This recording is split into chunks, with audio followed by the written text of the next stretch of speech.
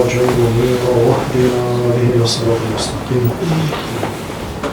نعم الله وقرنت معنا قرآن وبارك البشر ومتعلم رزقكم من رزق جمع رزق خير شكر صفة لا دولار خالق لرزقة وكامل إيمان نرد ومشوار مناسب قصة. يا رب مبارك نرد خاصة بلغان أنصز يطقن عدد ربنا قزنا خيري اسمكلا تزرقlar nasip kılsan şuak ya Rabbim nika sabir qızına sağ ketken sağlam koytarsan. Ya Rabbim bu kullarına yardımcılar olarak gitken sağlıkların, selametliklerin, tozlukların kilip koytarışlar olarak birinci hak rahmetini yerden ferişlerini cibersin ve indirsin.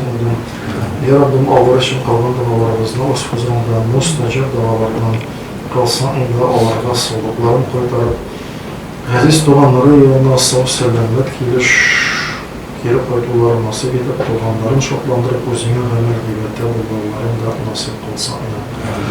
Ya Rabbim dünyadan iman ve mülkerin mü'minler, müslüme kardeşlerimizin ruhlarını şok kılıp kabirlerini yoktu kılsan.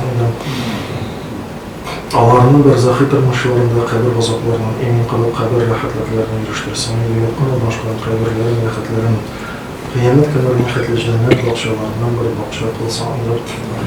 Ya Rabbim bizning bugün kuni xətli qılğanına xata etmişliklərimizini keçirsin ve ixlaslıqımızla iman üzerinde qılınan əmir ibadətlərimizin, hizmetlərimizin qabullarından qılıb ecr savablarını arttırsın. Ya Rabbim kıyamet günlərində mahşerdə, hesabda özümüz basıb durğan vaxtlarımızda dünyada qılğan əmir ibadətlərimiz, izgirliklərimiz, iyiliklərimiz, ahiret mizanlarında ecrləri, savabları, günahlarımızı qarağında ağır külülərində nasip kılsan. Her başımızın Rabbim haq məxabbələrdən, qırlıbələrdən, Allah sırxavlardan, davası bulğan ağlardan, imnahim bulğan köfərlikdən, fəqirlikdən, nadamaktan, toplasıqdan, öz huzura imansız qoyduğumuzdan özünü saqlıq iman kılsan. Ya Rabbim dünyavi tırmışlarımızda ömür etken vakitlarında hayırlı istikamet, dua, namaz, din əxirli bulğuzunu nasip edip, öz huzuruna da koyda tırğın mezgilleri jitkenden, rəhmət fəşlərini qurğandan sonra La ilahe illallah Muhammed Resulullah sözünü etip, kalbi salimtu ve imamdan ilanıqatu daxetine yaşıyoruzdan nasip kılsın.